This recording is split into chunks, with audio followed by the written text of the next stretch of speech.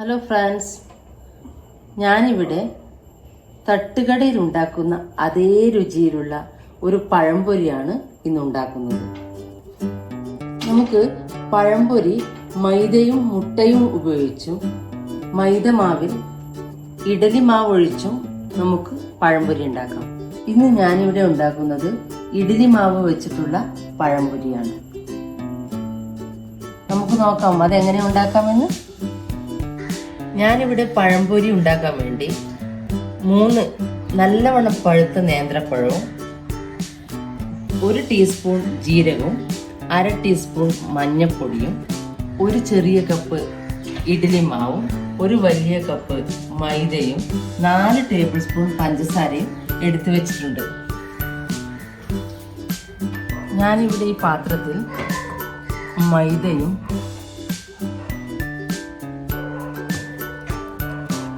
ഇഡലി മാവും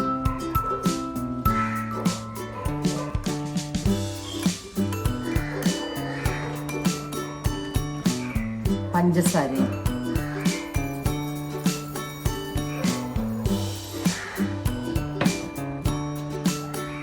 മൂന്നും ചേർത്തിട്ടുണ്ട്. ഇതിൻ്റെ കൂടെ മഞ്ഞൾപ്പൊടിയും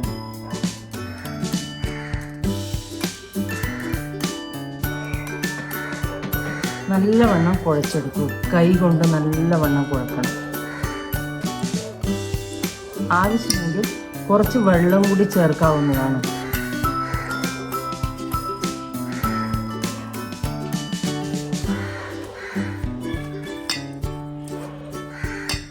നല്ലവണ്ണം പഞ്ചസാര ഇപ്പോൾ ഇതിൽ തരിതരിയായിട്ടുണ്ട്. നല്ലവണ്ണം അലിഞ്ഞു ചേരുന്നത് വരെ ഇത് കുഴച്ചെടുക്കാം.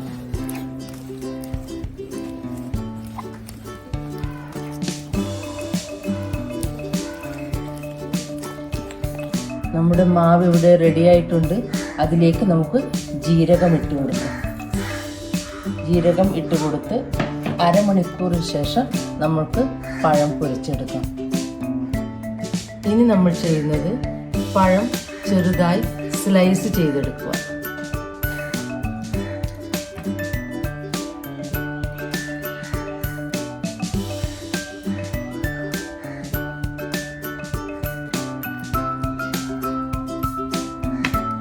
അധികം വണ്ണത്തിൽ നമ്മൾ സ്ലൈസ് ചെയ്യരുത്, കാരണം അത് വേവാൻ സമയമെടുക്കും.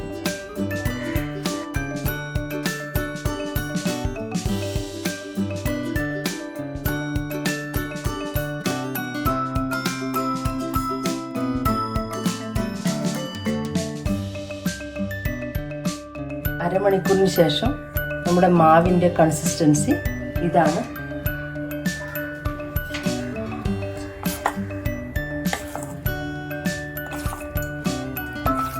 പഴം പൊരിച്ചെടുക്കാൻ വേണ്ടി ഞാനൊരു പാത്രത്തിൽ എണ്ണ ചൂടാവാൻ വെച്ചിട്ടുണ്ട്.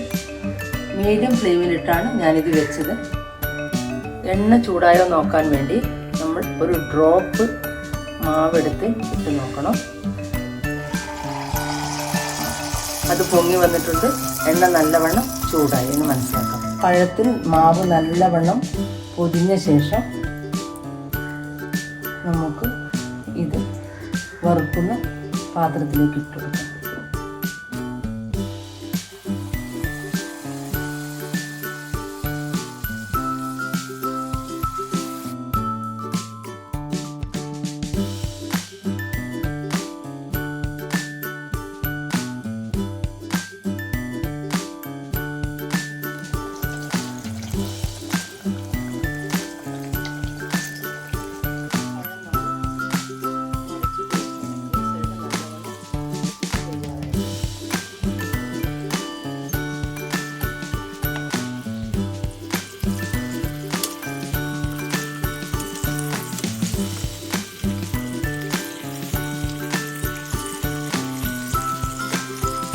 പഴംപൊരി ഇവിടെ റെഡി ആയിട്ടുണ്ട്. നമുക്കിനി ഒരു സ്ട്രെയിനർ വെച്ച് എണ്ണ മുഴുവനായും ഊറ്റിക്കളഞ്ഞ് ഇത് വാങ്ങി വെക്കാം.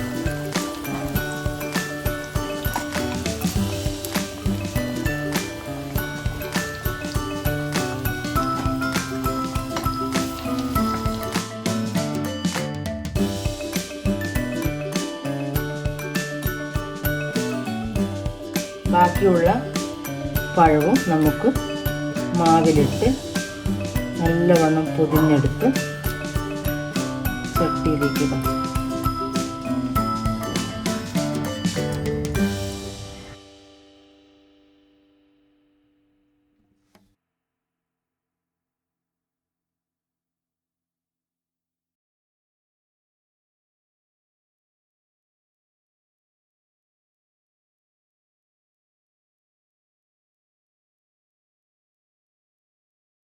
തട്ടുകടയിലെ അതേ രുചിയുള്ള പഴംപൊരി ഇവിടെ തയ്യാറായിട്ടുണ്ട്. എല്ലാവരും ഉണ്ടാക്കി നോക്കുക, കഴിച്ചു നോക്കുക, അഭിപ്രായം അറിയിക്കുക. ഇഷ്ടപ്പെട്ട ലൈക്ക് ചെയ്യുക, സബ്സ്ക്രൈബ് ചെയ്യുക. പുതിയ ഒരു വിഭവമായി അടുത്ത വീഡിയോയിൽ നമുക്ക് കാണാം. താങ്ക്സ്.